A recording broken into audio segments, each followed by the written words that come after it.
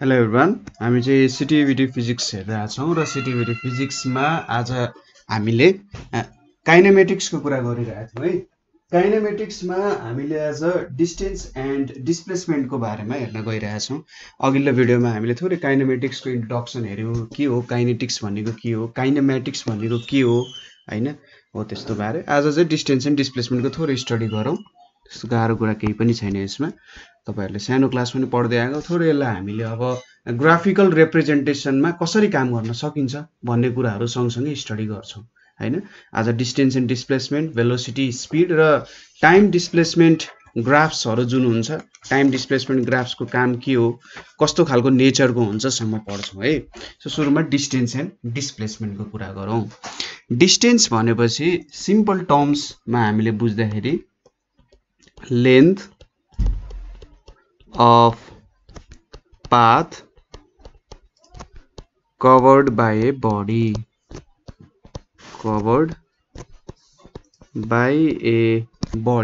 लाई चाहिँ के भन्छ त डिस्टेन्स भनेर बुझाउन सकिन्छ।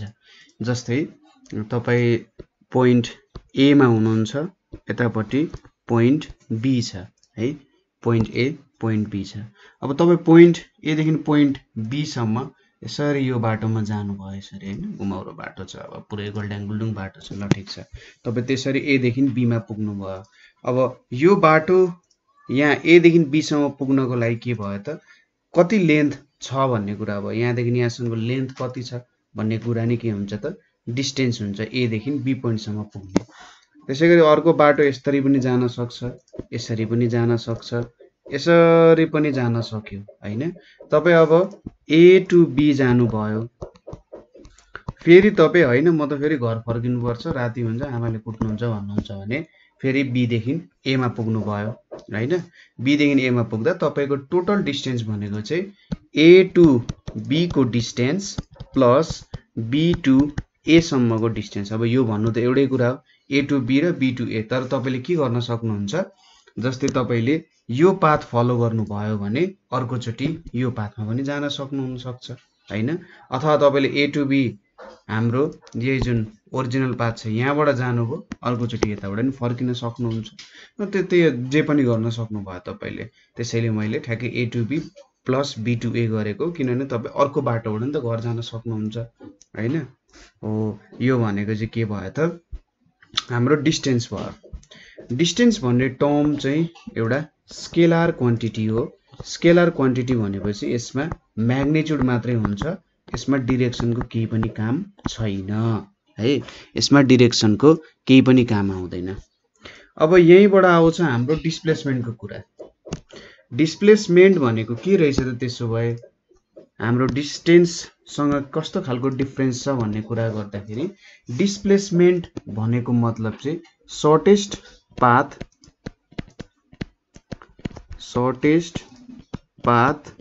to be traveled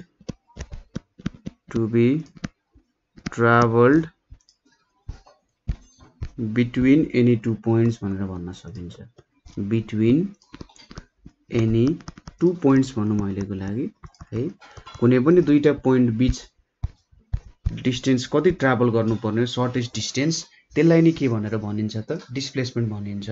भन्न खोजेको चाहिँ खासमा यहाँनिर थोरै यो सर्टेस्ट पाथ नै भनेर बुझ्नु भन्दा पनि हामीले के कुरा बुझ्नुपर्छ भने डिस्प्लेसमेन्ट भनेको एउटा भेक्टर क्वान्टिटी हो, त्यो कुरा चाहिँ इम्पोर्टेन्ट छ।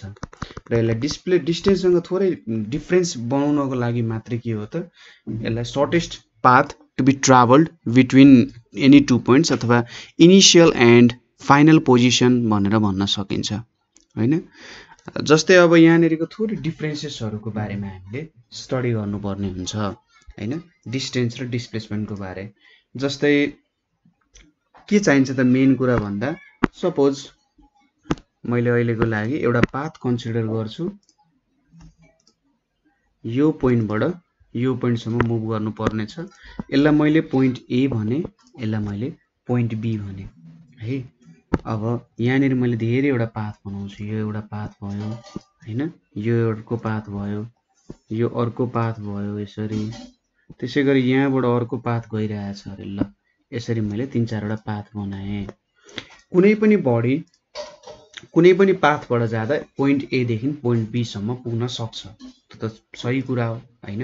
तर सबैभन्दा छोटो बाटो भनेको त यो स्ट्रेट लाइनको बाटो सबसे छोटो हुन्छ हो। यसलाई चाहिँ डिस्प्लेसमेन्ट भनेर भन्न सक्छ है। किन छोटो बाटोकै कुरा गरौँ त किन डिस्प्लेसमेन्ट स्ट्रेट लाइनमै हुन्छ भन्ने कुराहरू तपाईहरुले क्वेशनमा आउन सक्छ।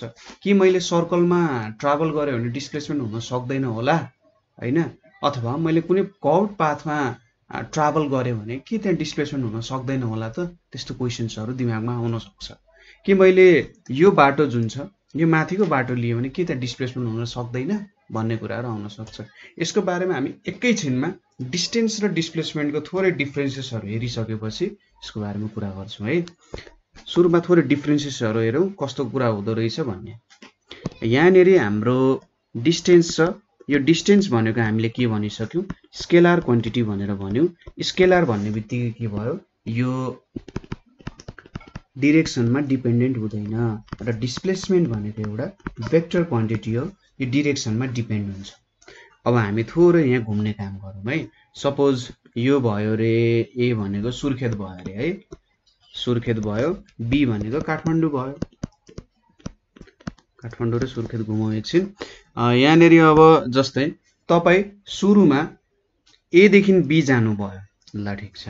तपाई ए देखि बी जानुभयो। अब सुर्खेत देखि काठमाडौँको सबसे छोटो रुटबाट जानुभयो, यहीबाट जानुभयो भनेपछि त्यति बेला तपाईको डिस्टेन्स पनि एबी नै हुन्छ, डिस्प्लेसमेन्ट पनि एबी नै हुन्छ। यहाँनेरि थोरै कन्फ्युजन आउँछ। मैले आफूले पढ्दा पनि पहिले पनि कन्फ्युजन आएको थियो, तर यसमा अलिकति यो सिम्पल कुरा छ। त्यो सिम्पल कुराहरु बुझियो भने सजिलैसँग बुझ्न सकिन्छ है। ल पहिलो कुरा त यो भयो। यदि मैले ए टु बी गए भने ए देखि बी मात्रै गए भने मैले स्ट्रेट लाइनै लिए, ए देखि बी गए भने एबी एबी हुने भयो। सपोज अब मैले चाहिँ ए टु बी गए हैन, ए टु बी गए फेरि अब फर्किए म, ठीक छ। फेरि बी टु ए नै गए। सुर्खेत काठमाडौँमा काम सक्यो, काठमाडौँमा काम सकेर फेरि म सुर्खेत फर्किए भने यति बेला मेरो डिस्टेन्स भनेको चाहिँ के हुन्छ एबी प्लस बीए हुन्छ हैन। अब यहाँनेरि त यो एउटा भेक्टर क्वान्टिटी हो, ठीक छ। यहाँनेरि चाहिँ के हुन्छ त भन्दा एबी प्लस बीए हुन जान्छ र बीए भनेको त के हो एबी माइनस एबी हुने भयो। यो भ्यालु चाहिँ 0 हुन जान्छ। त्यसैले तपाईले सुर्खेतबाट काठमाडौँ जानुभयो, काठमाडौँबाट फेरि सुर्खेत फर्किनु भयो भने तपाईको डिस्टेन्स चाहिँ डिस्टेन्स ट्राभल्ड डबल भयो, तर तपाईको डिस्प्लेसमेन्ट 0 भयो। किनभने तपाईको इनिशियल र फाइनल पोजिसन जुन छ त्यो सेम ठाउँमा भयो, अथवा सेम पोइन्टमा तपाईले इनिशियल र फाइनल पोजिसन गेन गर्नुभयो, ठीक छ। भने चाहिँ यहाँबाट के देखियो त डिस्प्लेसमेन्ट भन्ने कुरा चाहिँ 0 पनि हुन सक्ने रहेछ, पोजिटिभ पनि हुन सक्ने रहेछ हैन। त्यो कुराहरु हामीले देख्यौं यहाँनेरि। पोजिटिभ अब नेगेटिभ चाहिँ हुन्छ कि हुँदैन, नेगेटिभ हुन सक्छ कि सक्दैन भन्ने कुराहरु पनि कहिलेकाहीँ आउन सक्छ यसमा। डिस्प्लेसमेन्ट भेक्टर क्वान्टिटी हो, भेक्टर क्वान्टिटी भइसकेपछि के हुन सक्छ यो नेगेटिभ पनि हुन पाउँछ। सपोज गरौँ तपाई काठमाडौँ टु सुर्खेत पुग्नुभयो, सुर्खेतबाट फेरि अलिकति यतापट्टि आइपुग्नुभयो भने तपाईको बीए को भ्यालु थोरै बेग्लै अथवा धेरै हुन जान्छ। त्यति बेला चाहिँ के हुन्छ यहाँनेरि नेगेटिभ भ्यालु आइपुग्छ है। जस्तै एबी प्लस बीए गर्नुभयो is equals to AB minus AB नै हुँदैन यहाँनेरि एक्ज्याक्ट। यहाँनेरि मैले लो एक्स सपोज गरे भने यहाँनेरि एक्स सपोज गरे भने के होला त एएक्स भन्ने कुरा आउँछ। यो चाहिँ नेगेटिभ फर्ममा पनि आउन सक्छ। नेगेटिभ आउनु भनेको डिरेक्सनमा उल्टो हुनु हो, भेक्टरको डिरेक्सनमा उल्टो हुनु हो। किनभने लाइनको लेन्थ त कहिले पनि नेगेटिभ हुन सक्दैन हैन, लाइनको लेन्थ कहिले पनि नेगेटिभ हुन सक्दैन। त्यही भएर के हो त डिरेक्सन उल्टो भएको हो, तपाई अर्कै डिरेक्सनमा ट्राभल गर्नु भएको हो भन्ने कुरा चाहिँ तपाईहरुले बुझ्नु पर्ने हुन्छ यहाँ, ठीक छ। हो डिस्टेन्स र डिस्प्लेसमेन्टको डिफरेन्सेस यति भयो। अब मैले अघि भर्खरै एउटा कुरा भनेको थिएँ तपाईलाई कि कर्भ पाथमा ट्राभल गर्दा डिस्प्लेसमेन्ट हुँदैन भन्ने कुराहरु है। डिस्प्लेसमेन्ट भनेको सर्टेस्ट डिस्टेन्स हो। किन यसले सर्टेस्ट डिस्टेन्स लिन्छ भन्दा जब तपाई स्ट्रेट लाइनमा ट्राभल गर्नुहुन्छ नि, स्ट्रेट लाइनमा ट्राभल गर्दाखेरि त्यति बेला स्ट्रेट लाइनमा ट्राभल गर्दाखेरि तपाईको डिरेक्सनमा चेन्ज आउँदैन हैन, एउटा कन्स्ट्यान्ट डिरेक्सनको काम गरिराख्नु भएको हुन्छ तपाईले। तर जब तपाई एउटा कर्भड पाथमा ट्राभल गर्नुहुन्छ, कर्भड पाथमा ट्राभल गर्दा त हरेक क्षण डिरेक्सन चेन्ज भइरहेको हुन्छ नि हैन, हरेक क्षण के भइरहेको हुन्छ, डिरेक्सनमा चेन्ज आइरहेको हुन्छ। भनेपछि त जब तपाई यसरी कर्भड पाथ अथवा सर्कलमा ट्राभल गर्नुहुन्छ, सर्कलमा ट्राभल गर्दाखेरि पनि तपाईले यहाँ डिस्प्लेसमेन्ट भेट्न सक्नुहुन्छ। कसरी भन्दा तपाईले एउटा एकदमै सानो पार्ट लिएर यसरी स्ट्रेट लाइनहरु ड्रा गर्नुहुन्छ, सबैभन्दा सानो पार्ट लिँदै स्ट्रेट लाइनहरु ड्रा गर्नुहुन्छ। र यो भनेको सर्कलमा डिरेक्सन चेन्ज नभई, मेरो कुरा ध्यान दिएर सुन्नु है, सर्कलमा डिरेक्सन चेन्ज नभई एउटा बडी कति डिस्टेन्स ट्राभल गर्न सक्छ त त्यो उसको लागि त्यो पोइन्ट सम्मको डिस्प्लेसमेन्ट हुन्छ। बुझ्नुभयो कुरा? सर्कलमा कुनै बडी एउटा पोइन्ट देखि अर्को पोइन्टमा जाँदासम्म हैन, एउटा पोइन्ट देखि अर्को पोइन्टमा ट्राभल गर्दासम्म डिरेक्सन चेन्ज नहुनु नै उसको त्यहाँनेरिको एउटा सर्टेन डिस्प्लेसमेन्ट हुन जान्छ। ठीक छ कुरा? जस्तै मैले भन्न खोजेको के भने यो कर्भड पाथमा पनि डिस्प्लेसमेन्ट हुन्छ, तर छोटो छोटो डिस्प्लेसमेन्ट हुन्छ। सपोज यति डिस्टेन्स चाहिँ के हुन सक्ला त, मैले जुम इन गरेँ नि ल, यति डिस्टेन्स भनेको डिस्प्लेसमेन्ट होला यहाँनेरि, फेरि यो पोइन्टदेखि यो पोइन्टसम्म, फेरि यो पोइन्टदेखि यो पोइन्टसम्म, यो पोइन्टदेखि यो पोइन्टसम्म, यसरी यति सर्ट सर्ट डिस्प्लेसमेन्ट हुन सक्ला हैन। तर डिस्टेन्स कर्भडमा त यसको भूमिका केही पनि रहेन।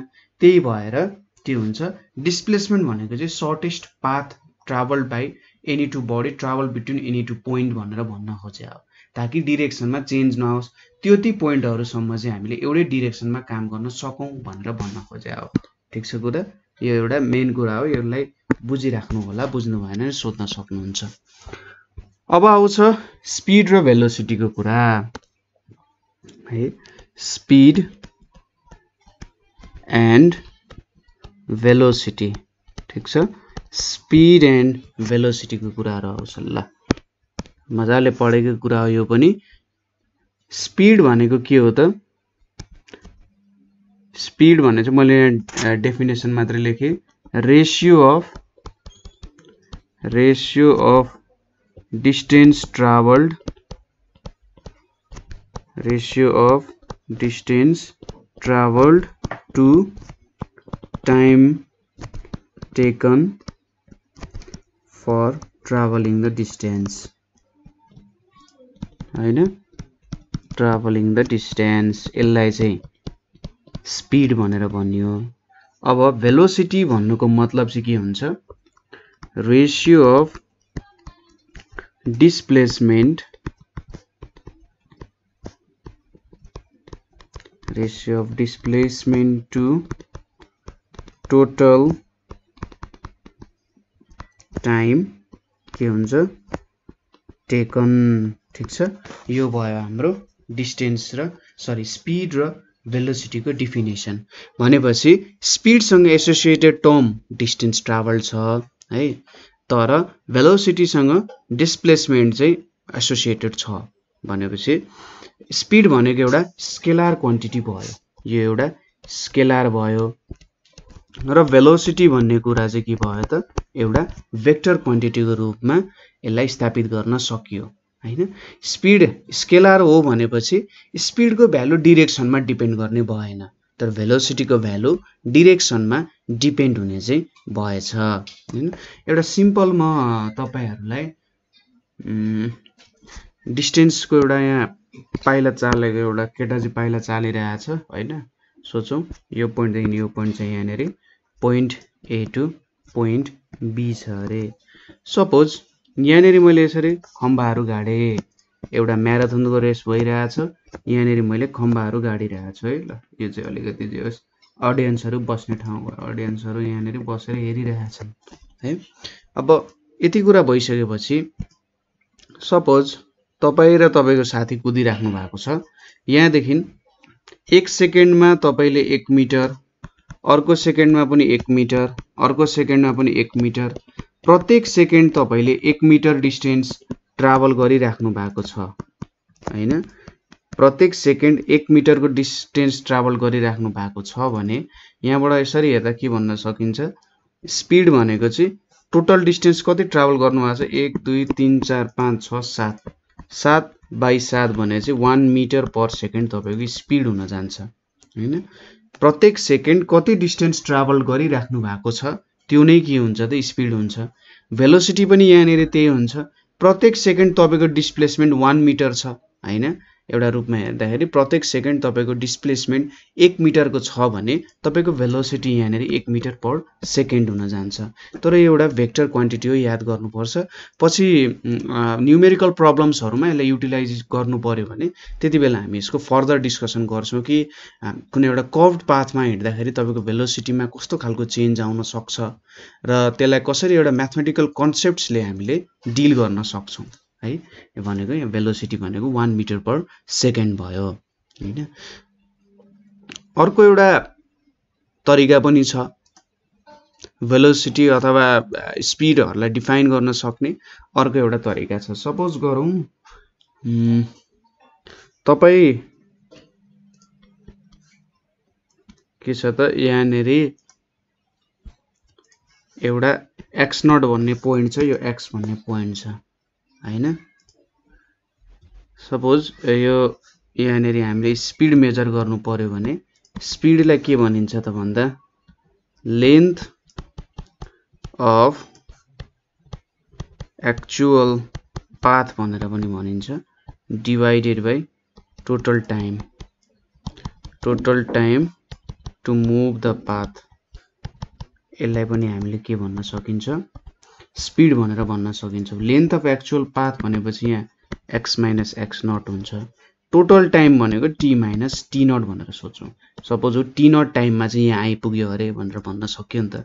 t0 टाइममा x0 पोजिसनमा आइपुग्यो रे भनेर भन्न सक्यो र t टाइममा चाहिँ उ यहाँनेरि पुग्यो रे हैन, x पोजिसनमा पुग्यो भने हामीले यसरी स्पिड भेट्न सक्छौं यो सर्टेन क्राइटेरिया अनुसार।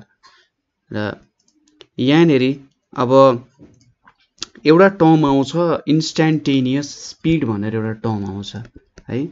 इन्स्ट्यान्टेनियस स्पिड खासमा अब इन्स्ट्यान्टेनियस भन्ने कुरा के हो एकदमै इम्पोर्टेन्ट छ, किनभने तपाईले म्याथमेटिक्सहरु पढ्दाखेरि अब हेर्दाखेरि त्यहाँनेरि जोस एउटा क्याल्कुलस भन्ने कुराहरु पढ्नुहुन्छ है।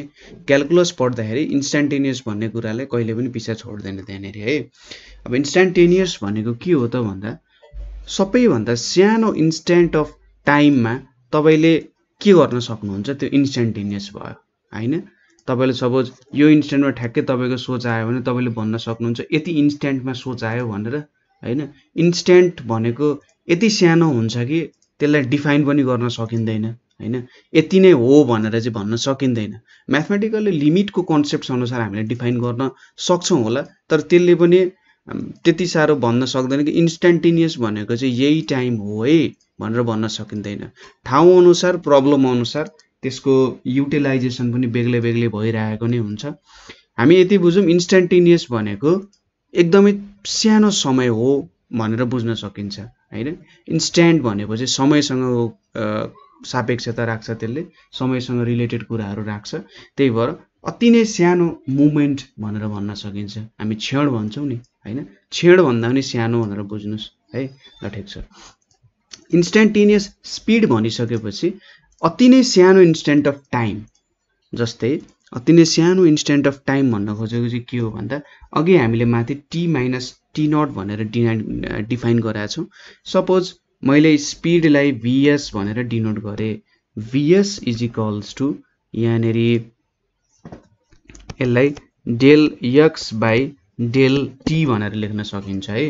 डेल x ले चाहिँ के डिनोट गर्छ त डिफरेन्स भन्ने कुरा डिनोट गर्छ हैन। यति रहेछ है, यो चाहिँ एउटा के x को डिफरेन्स को टर्म हो।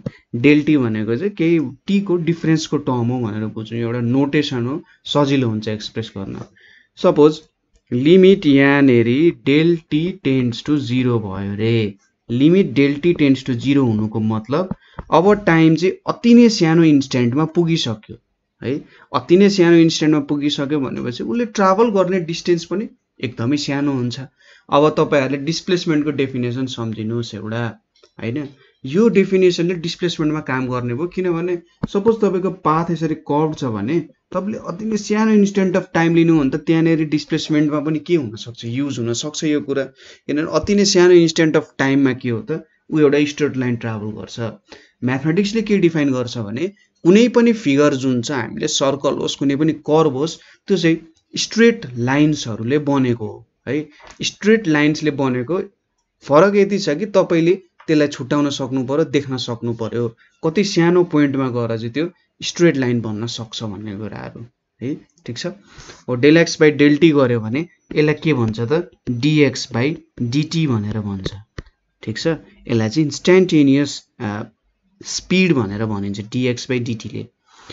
हो स्पिडले हरेकचोटि भ्यालु सेम दिन्छ भनेपछि यहाँ पनि भ्यालु सेम हुने हो, तर यो अझै करेक्ट डेफिनेसनमा गनिन जान्छ, किनभने यहाँनिर तपाईँले सबसे सानो टाइमको चेन्ज हुँदा होइन लगभग त्यो चेन्ज 0 नै छ भने त्यति बेला डिस्टेन्स कति चेन्ज हुन्छ त भनेर खोजिराख्नु भएको छ भनेर त्यहाँनिर तपाईँले अति सानो पोइन्टमा के आउँछ भन्ने कुरा क्यालकुलेसन गरिराख्नु भएको छ होइन। हो योलाई इन्स्ट्यान्टेनियस स्पिड भन्यो।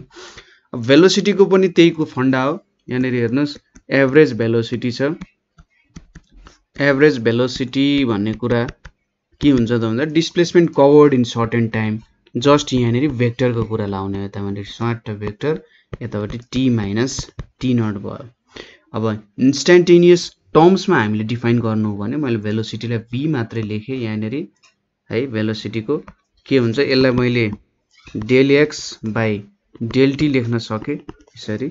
ल limit del t tends to 0 del x by del t is equals to dx upon dt भनेर लेख्न सक्यो। By the way d by dt भन्नेलाई चाहिँ डिफ्रेन्सियल भनेर भन्छ। तपाईँहरूले डिफ्रेन्सियल क्यालकुलसमा पढ्न सक्नुहुन्छ। डिफ्रेन्सियलले काम के गर्ने हो भन्दा सबसे सिम्पल भाषामा क्यालकुलसको काम भनेको एउटा टर्म अर्को टर्म अनुसार कति चेन्ज भइरहेको छ भन्ने कुरा चाहिँ भेट्ने हो होइन। माथिको एक्स चाहिँ टी अनुसार कसरी चेन्ज भइरहेको छ भनेर भेट्नु के हो त क्यालकुलसको काम हो। धेरै युटिलाइजेसनहरू हुन्छ, यसको बारेमा हामी धेरै नछेरौँ भित्र। भेलोसिटी यो भयो एउटा इन्स्ट्यान्टेनियस भेलोसिटीको कुरा।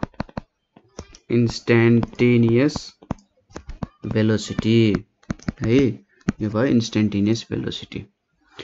अब एभरेज स्पिड एभरेज भेलोसिटीको बारे यहाँनिर तपाईँहरूले कुराहरू बुझिहाल्नु भयो के कुरा हुँदो रहेछ।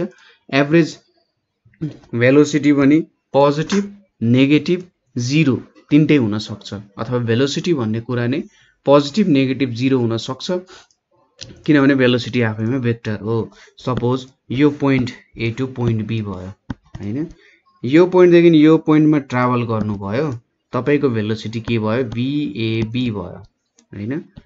त्यसै गरी तपाईँ फेरि बीबाट ए फर्किनु भयो भने VBA भयो। यहाँनिर घाटा के भयो, सपोज यता x थियो भने BBAमा x बाई टी हुन्छ भने यतापट्टि माइनस एक्स बाई टी हुन्छ, किनभने भेक्टर त उल्टेको छ। अब यो दुईटालाई जोड्यौँ भने के हुन्छ 0 आउँछ नि होइन। हो त्यस्तो कुरा भयो यहाँनिर। अब नेगेटिभ पनि आउन सक्छ भन्ने कुरा, नेगेटिभहरू तपाईँले ल्याउन सक्नुहुन्छ। स्पिड चाहिँ कहिले पनि चेन्ज हुँदैन, किनभने उसमा स्केलर क्वान्टिटी हो, भेक्टरको कामै छैन त्यहाँनिर होइन। भेक्टरको काम छैन, त्यही भएर सजिलैसँग त्यो कुराहरू मेन्टेन गर्न सकिहाल्छ उसले। तर भेलोसिटी चाहिँ पोजिटिभ नेगेटिभ 0 तिनटै कुराहरू हुनसक्छ। सो यहाँसम्म हामीले आज डिस्टेन्स डिस्प्लेसमेन्ट भेलोसिटी र स्पिडको बारेमा कुरा गऱ्यौँ होइन। यहाँसम्म तपाईँहरूलाई केही प्रब्लम भयो भने सोध्न सक्नुहुन्छ। धेरै कुराहरू यहाँनिर आयो, नयाँ कुराहरू के कुराहरू आयो होला, थपियो होला, त्यो कुराहरू बारे अलिकति सोच्नु होला र कुनै ठाउँमा तपाईँले बुझ्नु भएन भने हामीलाई सोध्न सक्नुहुन्छ है। ठिक छ, हामीलाई कमेन्ट गर्न सक्नुहुन्छ अथवा 9849595895 मा कल गर्न सक्नुहुन्छ। So thank you for watching.